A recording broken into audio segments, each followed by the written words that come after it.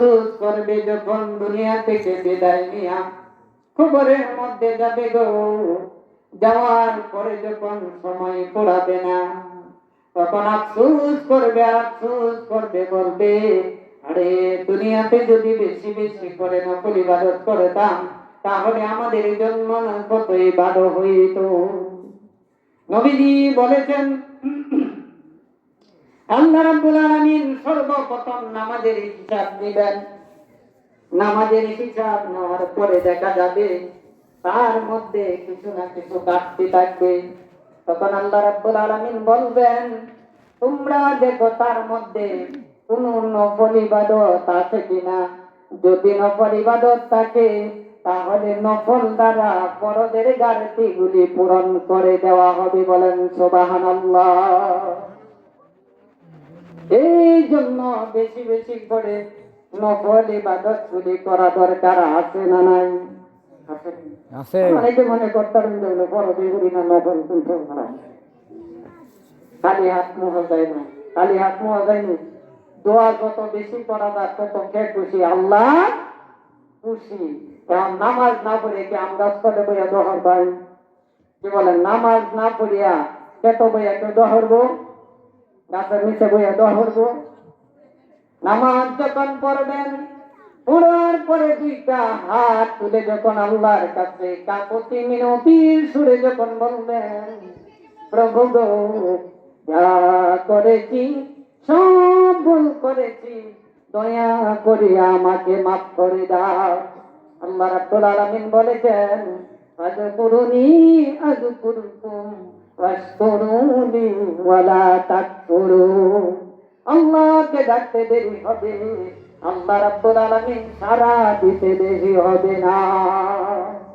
আল্লাহকে যত টাকা দাও তত বেশি আল্লাহ খুশি।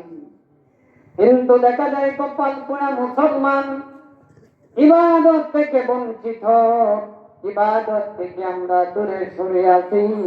কিন্তু আশা করতেছি কবরে যাওয়ার পরে শান্তি পাবো। না না, পশ্চিম কালেও হবে না।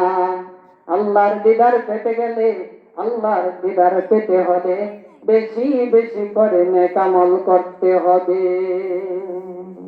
বলেন করতে হবে না?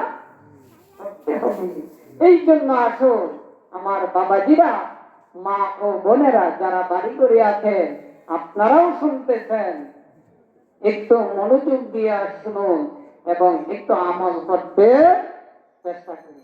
কিন্তু আমি মাঝে মধ্যে চিন্তা করে দেখি যে পুরুষদের চাইতে মা বোনদের আমলের ত্রুটি অনেক বেশি।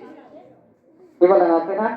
আচ্ছা, আপনাদের গ্রামের মধ্যে এখানে বসে বসে ওয়াজ শুনেন, আবার একটু মাথাটা খেলাম যে কোন বাড়িটা খাস পর্দা করে 5 ওয়াক্ত নামাজ কায়েম বাদে আদায় করে, এই গ্রামের মধ্যে কয়জন মহিলা পাওয়া যাবে?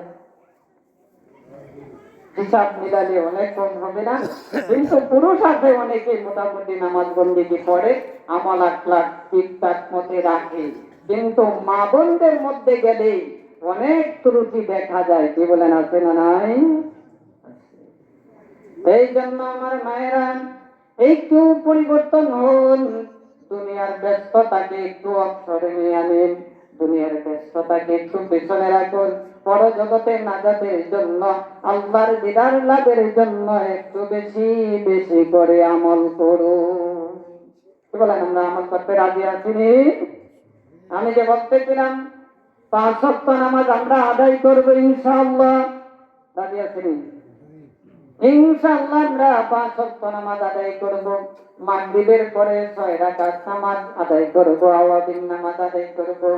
এরপরে গভীর রজনী যখন হয়ে যাবে, ফজরের আগে যখন আমরা উঠে যাব, বা এশার পরে যখন 10টা 11টা শুয়ে যাব, এরপরেও যদি আপনি 4 রাকাত তাহাজ্জুদের নামাজ আদায় করতে পারেন, এরপরে গভীর রাত্রে পড়লে যে সওয়াব হবে, এর অর্ধেক সওয়াব আপনার আমল নামা দিয়ে দেওয়া হবে। বলেন সুবহানাল্লাহ।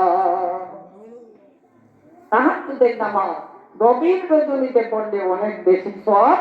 আর অনেকেই যদি ধারণা করে যে আমি গভীর রজনীতে উঠতে পারবো না, এশার নামাজের পরে অনেকেই দেখা যায় শুয়া পড়ে 10টা 11টা বাজে, তখন এই সময় যদি আপনি অজু করে সুন্দর করে 4 রাকাত তাহাজ্জুদের নামাজ আদায় করতে পারেন, তাহলে আপনার আমল নামার মধ্যে অর্ধেক সওয়াব